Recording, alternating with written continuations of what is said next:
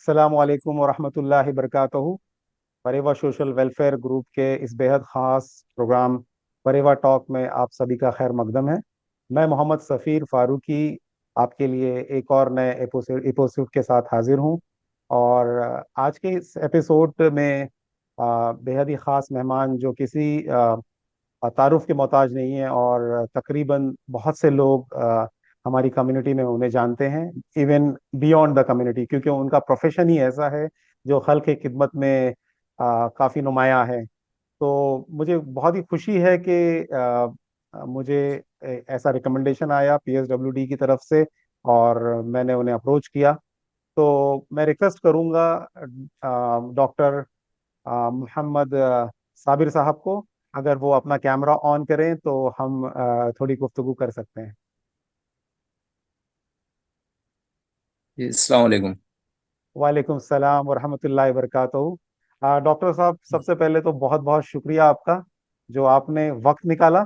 और यानी बहुत स्मूथ कोऑर्डिनेशन रहा, ऐसा नहीं रहा कि मुझे थोड़ी हेजिटेशन थी कि डॉक्टर का जो बिजी शेड्यूल होता है उसमें बहुत दुश्वारी होती है अक्सर।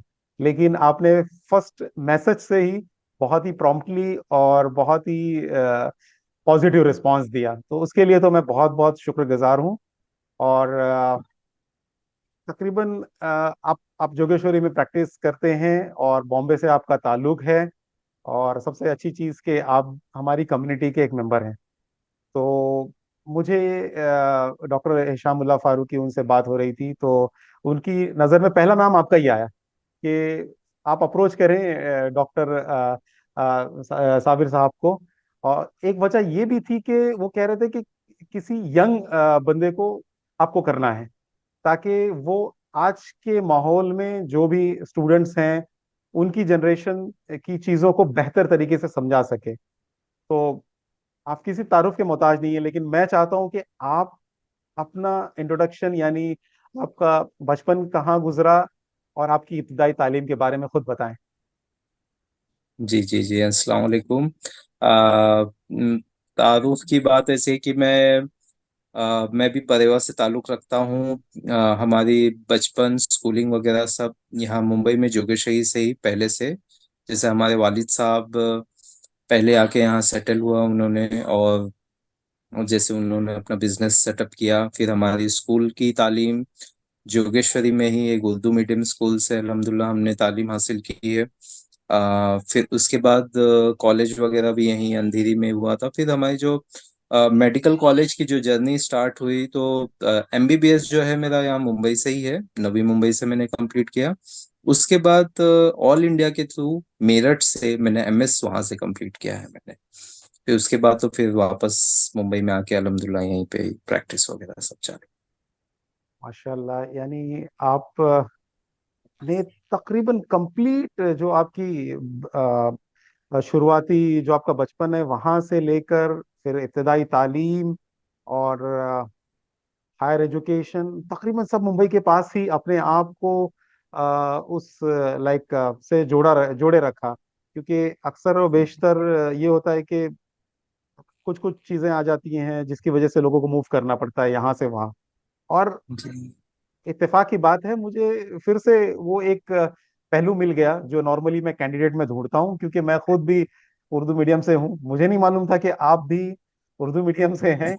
तो वो मुझे बड़ा जी एक जी कॉर्नर ऐसा मिलता है कि मैं उस तरफ ना चाह के भी चला जाता हूँ। तो जी जी। मैं ये जानना चाहता हूँ, उर्दू उर्दू मीडियम जो से एक तालिब इल्म होने के लिए आपने कैसे इस तरफ रुख किया, यानी आपको किस चीज ने इंस्पायर किया मेडिकल फील्ड की तरफ जाने के लिए। देखिए, उर्दू मीडियम मेंशन करना थोड़ा ज़रूरी था। ज़रूरी इसलिए था कि आजकल जो लोगों की सोच है और जो स्टूडेंट्स हैं अभी, जो उर्दू मीडियम से पढ़ रहे हैं, जो एक इंफीरियरिटी कॉम्प्लेक्स है उसके अंदर कि उर्दू मीडियम से आगे एजुकेशन, हायर एजुकेशन नहीं लिया जा सकता या बहुत डिफिकल्ट होता है। तो ऐसा कुछ नहीं है। और मेडिकल फील्ड लेने का वो तो चलो हमने बचपन में डिसाइड किया था कि अभी तो आप देखेंगे कि बहुत सारी फील्ड्स हो गई है ऑप्शन में। पहले ऐसा रहता था कि आप थोड़ा स्टडीज में अच्छा कर रहे हैं तो 2-3 दिन प्रोफेशन रहते थे, उससे ही करना है। तो ये था कि मैंने बहुत पहले ही आई थिंक सिक्स सेवेंथ में डिसाइड कर लिया था कि मुझे मेडिकल फील्ड में जाना है। और माशाल्लाह अल्हम्दुलिल्लाह पेरेंट्स के सपोर्ट से और उससे जब मैंने डिसाइड कर लिया तो उस डायरेक्शन में हमने मेहनत की थी। तो उर्दू मीडियम से जैसे अल्हम्दुलिल्लाह जब टेंथ मैंने पास किया तो मैं स्कूल में माशाल्लाह मैंने टॉप किया था। उसके बाद जब हम कॉलेज में जाते हैं, अभी की जो उर्दू मीडियम है उसमें फिर भी कुछ सब्जेक्ट्स इंग्लिश में होते हैं। तभी ऐसा हुआ करता था कि सिर्फ एक इंग्लिश का एक सब्जेक्ट हो, बाकी सब उर्दू में। तो जब वो एक ट्रांजिशन होता है उर्दू मीडियम से और इंग्लिश मीडियम में, थोड़ी तकलीफ आती है। लेकिन अल्हम्दुलिल्लाह मैंने जो भी देखा है, यह सिर्फ हमारे उर्दू मीडियम के नहीं, जैसे हमारे साथ में और भी अदर वर्नाकुलर मीडियम के स्टूडेंट्स थे, हिंदी मीडियम, मराठी मीडियम, कभी उनको मैंने ये एक्सक्यूज देते नहीं देखा है कि मैं अदर मीडियम का हूँ इसलिए ऐसा हो रहा है। ये सिर्फ हमारे उर्दू मीडियम वाले भाई लोग देते हैं खाली ये एक्सक्यूज की उर्दू मीडियम है इसलिए। जैसे मेरे साथ में भाई कुछ लोग ड्रॉप आउट हो गए 11th में 12th में, बस ये एक्सक्यूज के साथ कि उन्होंने शायद उतनी जितनी रिक्वायर्ड मेहनत थी उतना नहीं कर पाया। और उर्दू मीडियम का एक फायदा भी मैं बताऊंगा कि जब उर्दू मीडियम स्टूडेंट्स पे जब एक प्रेशर रहता है कि अब मैं एक नई लैंग्वेज में पूरी जो सब्जेक्ट, हमको ऐसे लोगों से कॉम्पीट करना है कि जो 10 साल हमने उर्दू पढ़ा है और सामने वाला बंदा 10 साल इंग्लिश पढ़ा है, उससे हम कॉम्पीट करेंगे आगे जाके।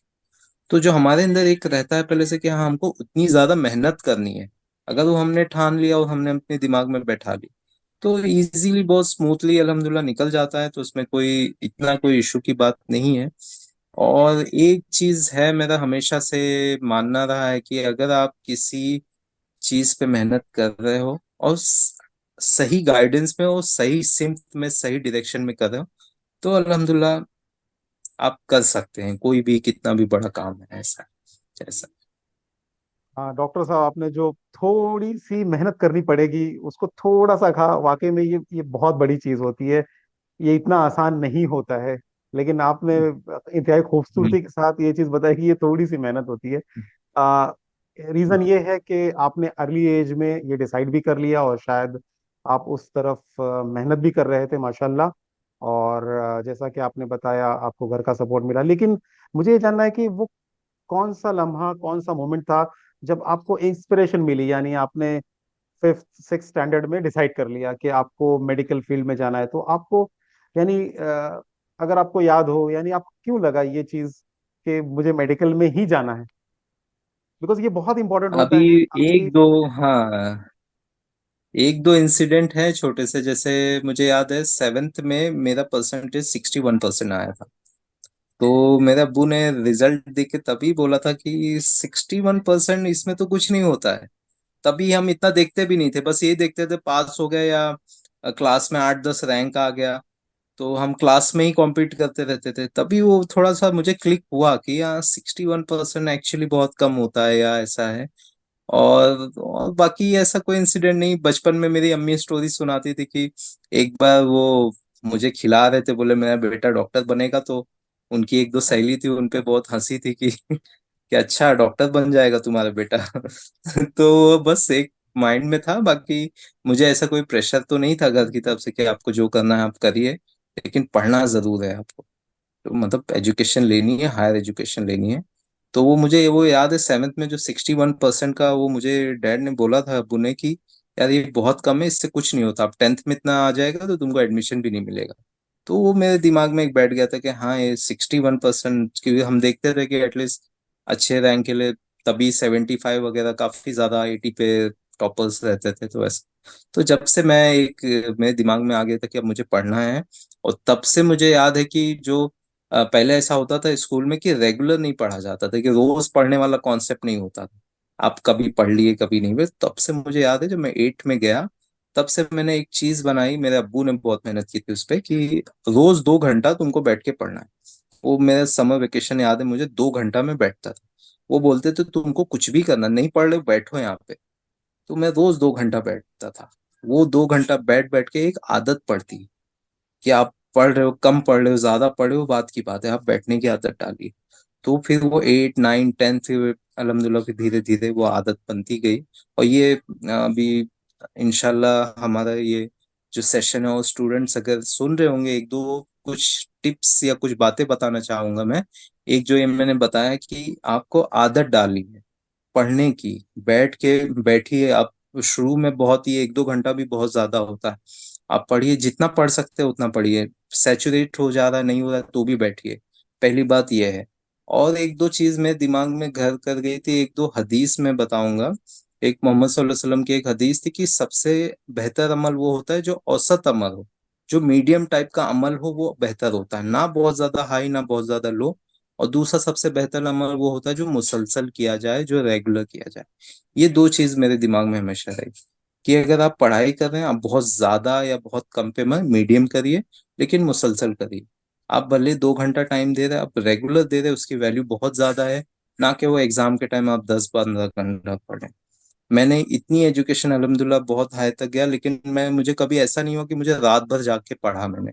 ये मेरी एक वीकनेस है, मैं रात भर जाग के नहीं पढ़ता हूँ। मेरे साथ वालों में देखा हो मैंने, एग्जाम के टाइम वो पूरी रात जाग के पढ़ते, मुझसे नहीं होता था, लेकिन मैं रेगुलर पढ़ा हूँ हमेशा।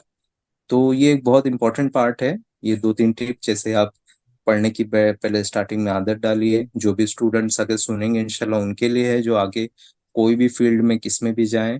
दूसरा, मीडियम एक आप स्टार्ट कीजिए स्टार्टिंग से, और मुसलसल करिए, जो अमल रेगुलर किया जाए। ये टिप्स है जी। शुक्रिया, बहुत बहुत शुक्रिया। आई थिंक डेफिनेटली जो भी लोग ये वीडियो सुनेंगे, इस वीडियो को, मैं ये, मेरा मेरे जहन में ये है कि इंस्टेंटली शायद ना सुने, लेकिन पर्पस ये था कि इसको कहीं स्टोर किया जाए, और जब भी बिल्कुल किसी बिल्कुल। को वक्त मिलेगा वो सुनेगा। और डेफिनेटली ये जो टिप्स हैं, यानी एक औसत लेवल पे आपको रख कर, बहुत ज़्यादा भी नहीं बहुत कम भी आपको करना है।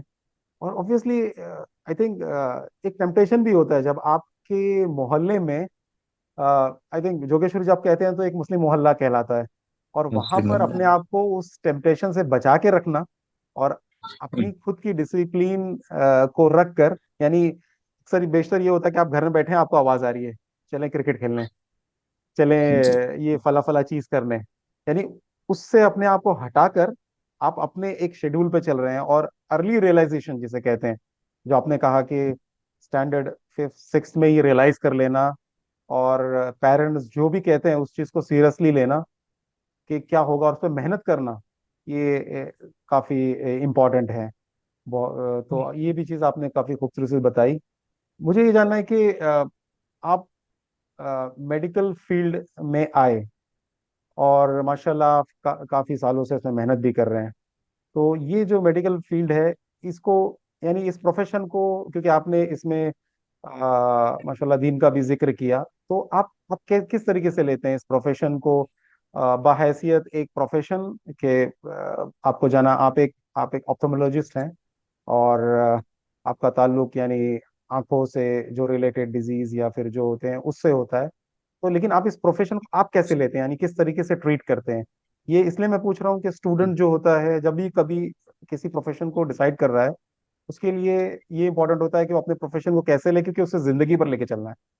ऐसा नहीं कि ये कुछ वक्त के लिए लिया और फिर छोड़ दिया, ताकि वो उसके साथ आसानी से जिंदगी गुजार सके, अपना रोजो बसर कर सके, और इंजॉय कर सके। तो आप किस तरीके से लेते हैं इस फील्ड को? जी बिल्कुल। देखो, मैं एक शॉर्ट में पहले मैं अपनी जर्नी थोड़ी सी बता देता हूँ, मेडिकल जर्नी। जैसे जी। अगर आप कोई स्टूडेंट डिसाइड करते हैं कि उनको मेडिकल फील्ड में जाना है, तो उनको पहले 12th साइंस से करना होगा। 10th के बाद जी। 12th साइंस से करना है। उसके बाद कुछ कॉम्पिटिटिव एग्जाम देने रहते हैं।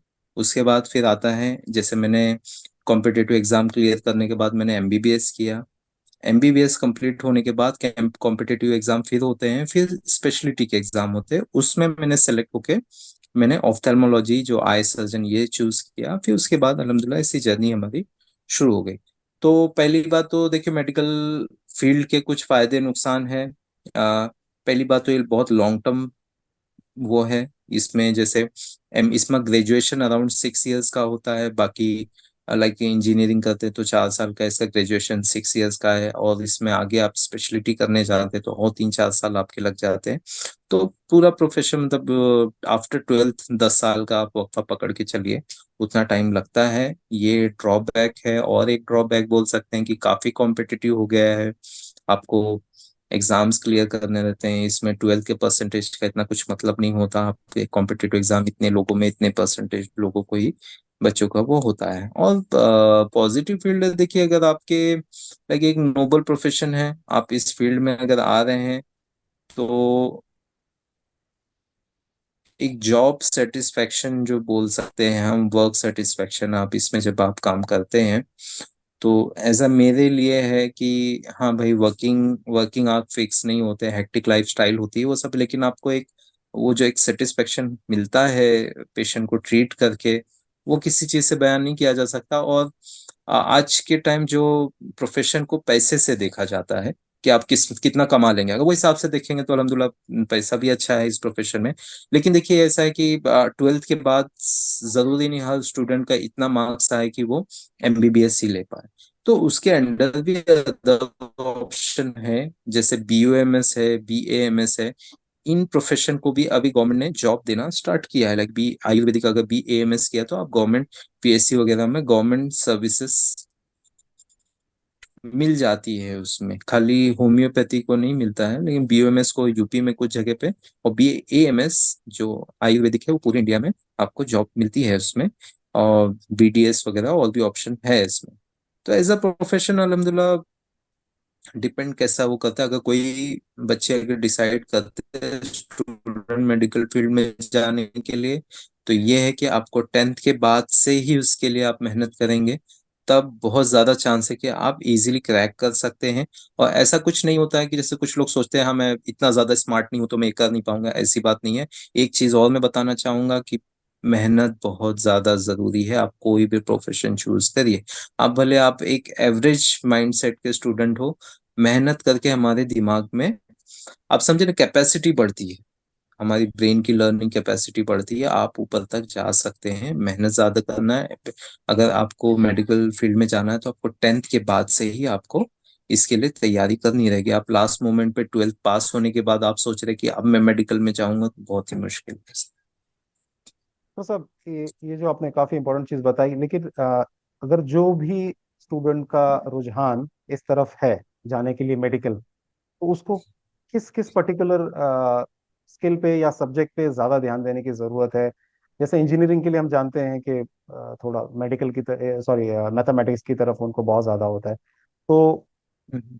कौन से सब्जेक्ट्स हैं और उसको कौन सी स्किल डेवलप करना है, ताकि उसको जो ये जो लॉन्ग प्रोसेस है 6 इयर्स का, जो ग्रेजुएशन का जो आपने बताया, यानी अगर हम सिर्फ बैचलर ऑफ साइंस करेंगे तो 3 इयर्स में हो जाता है, इंजीनियरिंग करेंगे तो 4 साल में हो जाता है, लेकिन ये मेडिकल की 6 इयर्स तक चलती है, यानी उसको उसमें स्टडीज करनी है।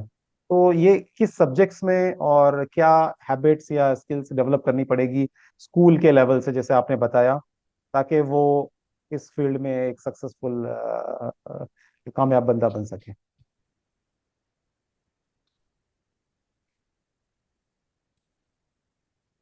देखिए मेडिकल फील्ड में जो मेन सब्जेक्ट होता है वो बायोलॉजी होता है, लेकिन उसके जो कॉम्पिटिटिव एग्जाम होते हैं उसमें फिजिक्स और केमिस्ट्री के भी एग्जाम देने पड़ते हैं। तो लेकिन जो बायोलॉजी का वेटेज काफी ज्यादा होता है, वो 50% होता है, 25% फिजिक्स, 25% केमिस्ट्री होता है। तो आप ऐसा नहीं कर सकते कि आपने सिर्फ बायोलॉजी पे फोकस किया, जो कि केमिस्ट्री और फिजिक्स हमको आगे ज्यादा कुछ पढ़ना नहीं रहता है मेडिकल उसमें, लेकिन फिर भी क्योंकि आपको एंट्री करनी है उसमें, तो उसके लिए आपको ये सब्जेक्ट पे स्ट्रांग होने चाहिए आपके।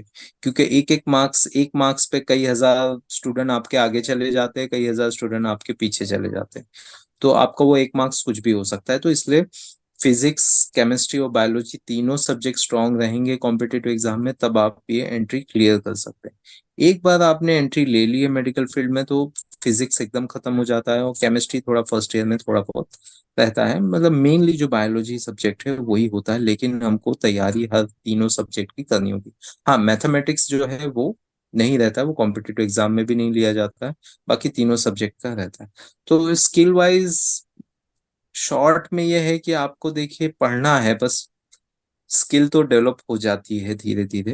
लेकिन आपको बेसिकली ये एमबीबीएस में ये बहुत कॉमन कोट है कि आपको ना यहाँ पढ़ना सिखाया जाता है। आप इतना घंटों घंटों 12 घंटा 14 घंटा पढ़ के आप सीखते हैं। इसलिए बोलते हैं जब एमबीबीएस स्टूडेंट आईएएस आईपीएस की भी प्रिपरेशन करते हैं तो बहुत इजीली क्रैक कर देते हैं। और वो एमबीबीएस स्टूडेंट जब आईएएस का एग्जाम देते तो मेडिकल सब्जेक्ट कभी नहीं लेते। वो लेते ज्योग्राफी लेंगे, हिस्ट्री लेंगे, वो लेते, मेडिकल सब्जेक्ट नहीं लेते, क्योंकि उनको पढ़ना सिखाया जाता है। या कोई भी बड़ी डिग्री है जो आप इंजीनियरिंग बोलिए, या पढ़ना मतलब आपको बेसिकली पढ़ना सीखना है आपको। लर्न करेंगे तो आप इंशाल्लाह कोई भी फील्ड में आप आगे तक जा सकते हैं। कुछ अलग ऐसा स्पेसिफिक नहीं, बस आप मेहनत करिए, आप जो सब्जेक्ट है उसमें इंशाल्लाह हो जाएगा। जैसे अभी फिजिक्स है, वो आगे कुछ काम नहीं आता है वो उसमें, लेकिन कॉम्पिटेटिव एग्जाम क्रैक करने के लिए आपको पढ़ना ही पड़ेगा, उसके स्किल चाहिए ही चाहिए इस तरह से। जी जी जी डॉक्टर साहब, एक एक और पूछना था मुझे। ये जो ड्यूरेशन है आपका एंट्रेंस एग्जाम क्रैक करने से लेकर कंप्लीट एजुकेशन की डिग्री गेन करने तक, ये तो एक फेज हो गया आपका लाइफ का। लेकिन इसके बाद भी क्या आप कंटिन्यूअस लर्निंग या उस चीज को कैसे अडॉप्ट करते हैं या किस तरीके से? क्योंकि जिस तरीके से बाकी टेक्नोलॉजी चेंज हो रही है, डेफिनेटली आपकी ये जो मेडिकल फील्ड है ये भी बहुत तेजी से ग्रो हो रही है।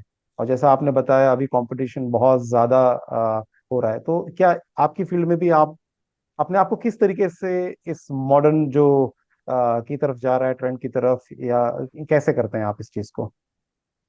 नहीं, डेफिनेटली बहुत इंपॉर्टेंट है, आपने बहुत सही क्वेश्चन पूछा। देखिए, ये फील्ड ऐसी है, मेडिकल फील्ड, इसमें लाइक अभी आप फिजिशियन हैं तो नई नई मेडिसिन आ रही है, नई नई डिजीज आ रही है, उसके क्या सिम्टम्स होती है, उसको रेगुलर अपडेट करने के लिए सेमिनार्स अटेंड करने रहते हैं, वो सब वगैरह होते हैं।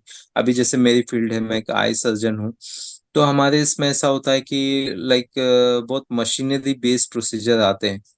नई नया कोई प्रोसीजर आ गया, लाइक कोई सर्जरी करने का, तो वो हमको अपडेट करना रहता है, उनको सीखना रहता है। अदरवाइज आप आउटडेटेड हो जाएंगे।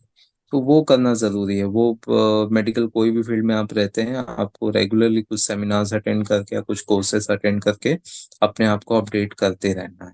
वो बहुत जरूरी है। वो अगर अदरवाइज वो कुछ टाइम के बाद ऐसा रह जाएगा कि आपको अपडेटेड ही नहीं हो, आप क्या नया चल रहा है मतलब उसमें। जी जी डॉक्टर साहब, मुझे एक और चीज, क्योंकि किसी भी इंटरव्यू के पहले मैं थोड़ी कोशिश करता हूँ थोड़ी रिसर्च कर लूँ। तो एक बहुत ही प्रोफेशनल डॉक्टर थे, उन एक्चुअली इज ए स्पीकर। वो उन्होंने बहुत इंपॉर्टेंट चीज बताई कि बाकी सारे प्रोफेशन में आपका जो कस्टमर होता है या क्लाइंट होता है वो मोस्टली जानदार नहीं होता है। लेकिन हम्म, लास्ट जो हमने इंटरव्यू लिया था ऋषि साहब का, एक टीचिंग का प्रोफेशन है और एक आप हम्म, लोगों का मेडिकल प्रोफेशन है, जिसमें जो आपका कस्टमर या क्लाइंट है वो एक लिविंग चीज है या शय है, और वो रिएक्ट करती है, और उसके उसकी दुरुस्तगी से उसकी जिंदगी मैटर करती है। तो इसका कितना प्रेशर होता है एक डॉक्टर के ऊपर, या फिर मैं कहूँ कि इसको किस किस तरह से आप लोग लेते हैं? क्योंकि ये कोई इजी चीज नहीं, आसान चीज नहीं होती है। आप आपने एक मोटरसाइकिल को रिपेयर किया, अगर आप मैकेनिक है, वो अच्छी है खराब है, ठीक है, चलेगी नहीं चलेगी। लेकिन जब आपके पास एक पेशेंट अप्रोच कर रहा होता है, तो वो आपको फीडबैक देगा, उसके पीछे उसकी फैमिली है, वो भी उससे एसोसिएटेड है। तो आप किस तरीके से इस चीज को, इस प्रेशर को हैंडल करते हैं? नहीं, ये तो बहुत ही आपने, अभी एज अ सर्जन आप सर्जरी कर रहे हैं। अभी जैसे मैं अपना एग्जांपल दूं तो मैं आंख की सर्जरी कर रहा हूँ। थोड़ा भी पेशेंट को कुछ तकलीफ होती है तो उसकी आंख उसको दिखेगा नहीं, या उसको ऐसी प्रॉब्लम होगी, और लाइफ लॉन्ग उसके साथ रहेगी।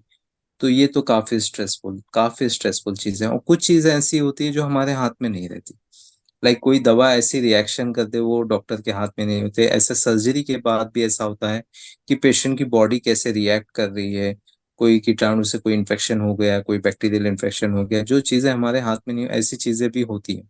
और वो होती है कहीं भी, अब कोई भी कंट्री में होती है। आप 10,000 में एक पेशेंट को होती है, तो वो होने के चांस है, तो वो काफी स्ट्रेसफुल चीज होती है। काफी, मैं बताऊं, जैसे आप समझो ना, कोई पेशेंट को थोड़ी भी तकलीफ हो गई, अब वो जब तक पेशेंट सही नहीं होता है, तो पेशेंट से ज्यादा हमको टेंशन रहता है उसका, कि हाँ कब होगा। और वो चीजें ऐसी होती है कि कुछ चीजें बस हम दुआ कर सकते हैं, बस दवा दे के दुआ कर, अल्लाह ताला शिफा देने वाला है। तो ये जो स्पेशली मेडिकल फील्ड में जो सर्जरी वाला पार्ट है, जितने सर्जरी डिपार्टमेंट है उसमें, आप दवा दिए, दवा ट्रीट, आपने किसी पेशेंट को, लाइक किसी को फीवर है, दवा दिए, फीवर नहीं जा रहा है, तो भी इतना स्ट्रेस नहीं, लेकिन आपने कुछ किया है, कोई प्रोसीजर किया है, अब उससे वो पेशेंट को कुछ प्रॉब्लम, तो वो काफी स्ट्रेसफुल हो जाता है। और आए दिन कुछ ना कुछ होते रहता है। इट्स लाइक अगर आप सर्जरी कर रहे हैं, अगर कोई सर्जन करता है, सर्जरी कर रहा है, वो ये बोलता है कि मुझसे आज तक कोई कॉम्प्लिकेशन नहीं हुआ, तो वो झूठ बोल रहा है, या तो वो सर्जन नहीं है। और सर्जन है तो होना ही होना है वो कुछ ना कुछ। और बहुत सारी चीजें ऐसी होती है जो हमारे हाथ के बाहर की होती है, तो वो तो काफी स्ट्रेसफुल हो, मतलब इवन आप जैसे बताया ना, पेशेंट से एसोसिएटेड पेशेंट की पूरी फैमिली होती है, वैसे सर्जन से एसोसिएटेड सर्जन की फैमिली होती है। जैसे अभी मुझे कुछ स्ट्रेस है तो पूरे घर में स्ट्रेस हो जाता है, हाँ क्या हुआ आज ऐसा। और वो तो चीजें हैं, लेकिन अब वो है क्या, डे टू डे का काम हो गया है लाइफ में, ऐसा होते रहता है। अभी धीरे धीरे यूज टू, लेकिन फिर भी कितना भी यूज टू हो जाओ, वो एक काफी स्ट्रेसफुल पार्ट है ड्यूरिंग। बहुत वो होता है। अभी आप एक रिसर्च अभी आया था, एक नॉर्मल जो ह्यूमन बीइंग होती है जब बहुत सीवियर स्ट्रेस में होता है तो उनकी बॉडी में कॉर्टिसोल लेवल हाई होता है। तो एक नॉर्मल आदमी के लाइफ स्पेन में 3-4 बार ही ऐसा इतना हाई लेवल जो होता है कॉर्टिसोल लेवल होता है। एक सर्जन की लाइफ में वो मतलब हर थोड़े दिन में होते रहता है। ड्यूरिंग सर्जरी कोई कॉम्प्लिकेशन हुआ तो वो कॉर्टिसोल लेवल इतना हाई हो जाता है कि बताइए मत। तो वो चीजें हैं, वो तो अनअवॉइडेबल है, वो तो रहना ही है, लेकिन है स्ट्रेसफुल तो रहता है उसमें। ये प्रॉब्लम है इसका थोड़ा सा। आ, एक और चीज थी, आपका माशाल्लाह मिजाज तो खुश मिजाज नजर आ रहा है। लेकिन हम्म।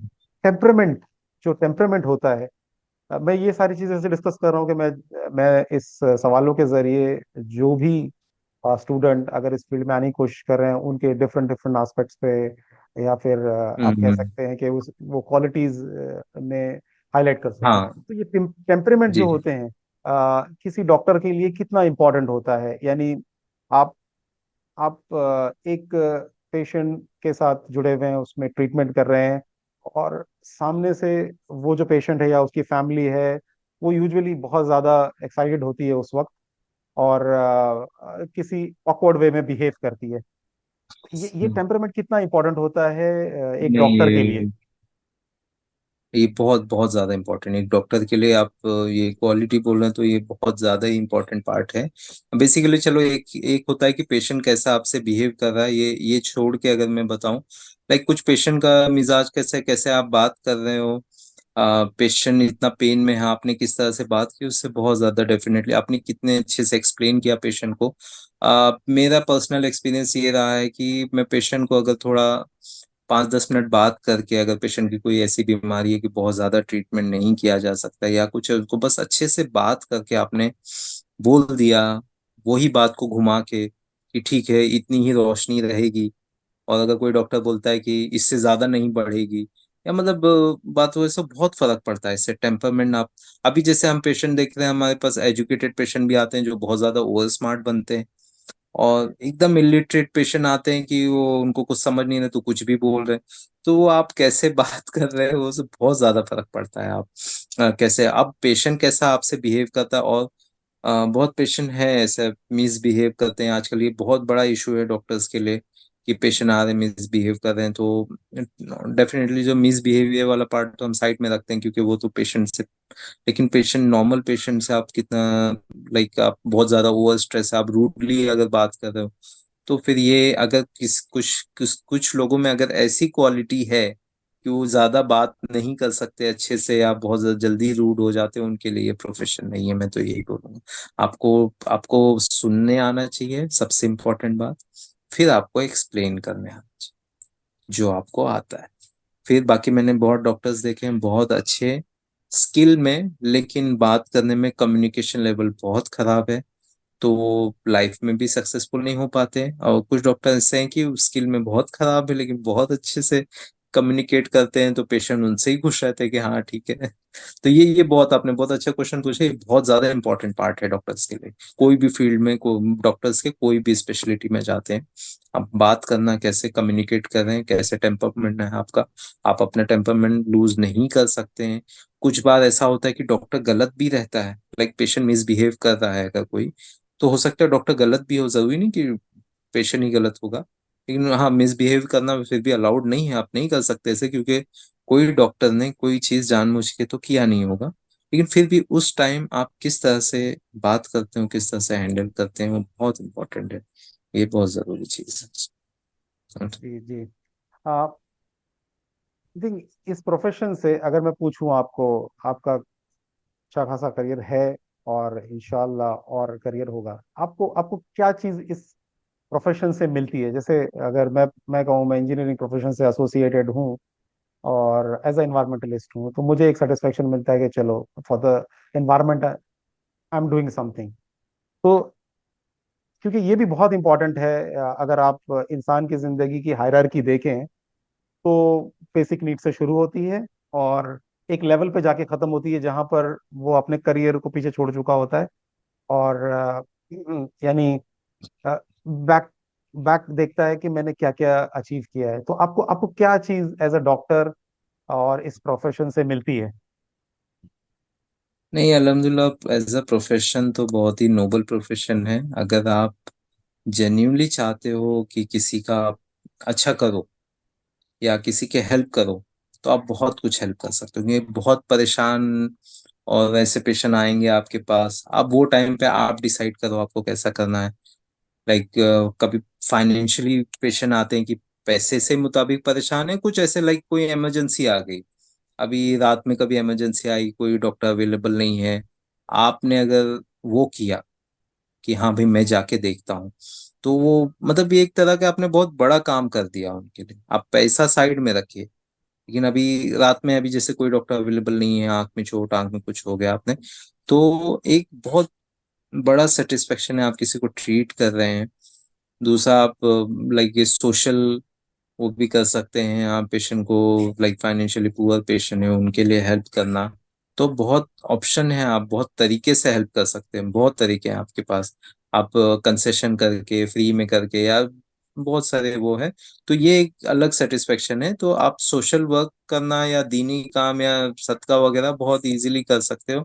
इवन आपके पास 1 घंटा आप निकालना, आप लाइक कोई कुछ डॉक्टर्स को मैं जानता हूँ, वो उन्होंने कर दिया है कि मैं एक जुम्मा के दिन एक ओपीडी करता हूँ, फ्री कर देता हूँ।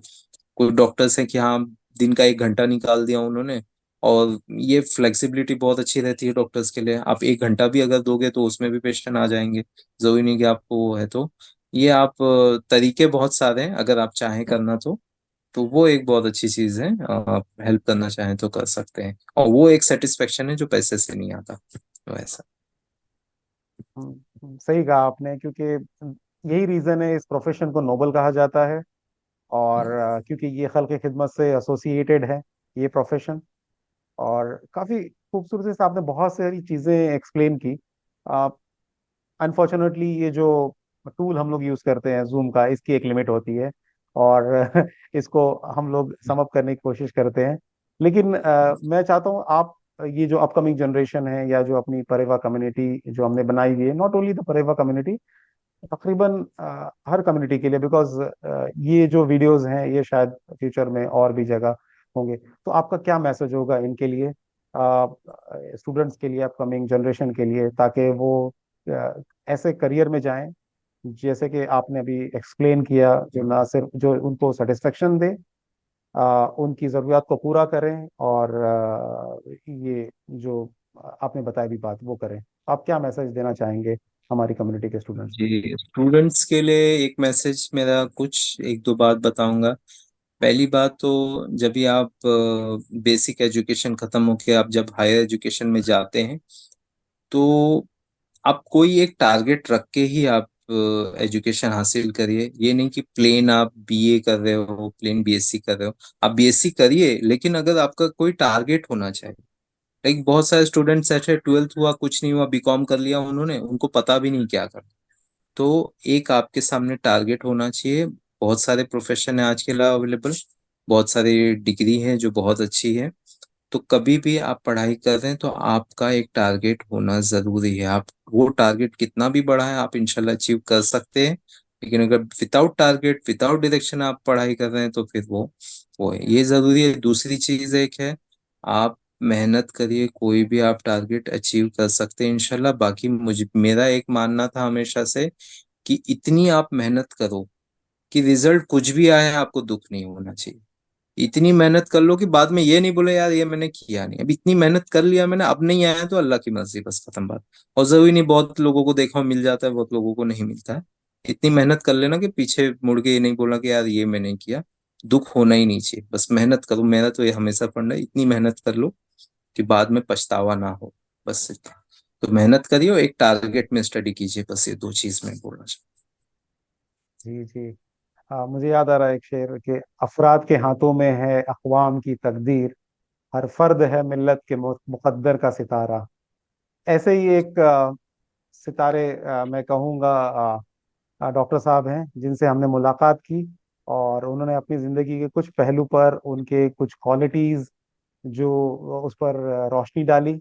और डेफिनेटली ये स्टूडेंट्स के लिए काफ़ी काम आएगा। अपना कीमती वक्त दिया सैटरडे होने के बावजूद, जो अक्सर लोग फैमिली के साथ स्पेंड करते हैं। तो मैं बहुत बहुत शुक्रगुजार हूँ डॉक्टर साहब आपका, आपने वक्त दिया। और इंशाल्लाह हमारी यही चाहिए। दुआ है कि आप अपने करियर में और आगे बढ़ें, और आपका साथ हमें लगातार आई थिंक लगता रहेगा, क्योंकि आप भी कम्युनिटी का इंशाल्लाह मेंबर हैं। जरूर। और बिल्कुल। जिन किसी को और गाइडेंस चाहिए इस फील्ड में, वो हमारे ग्रुप में, PSWT में डॉक्टर साहब भी मौजूद हैं।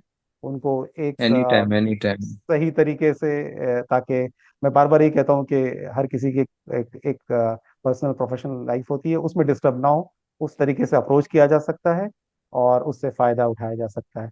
बहुत बहुत शुक्रिया डॉक्टर साहब आपका वक्त देने के लिए। जज़ाकल्लाह, जज़ाकल्लाह आपका भी खैर। बहुत बहुत शुक्रिया। अल्लाह ताला आपकी इस मेहनत को इंशाल्लाह कबूल फरमाए और सब अच्छा। जज़ाकल्लाह। जी, जज़ाकल्लाह।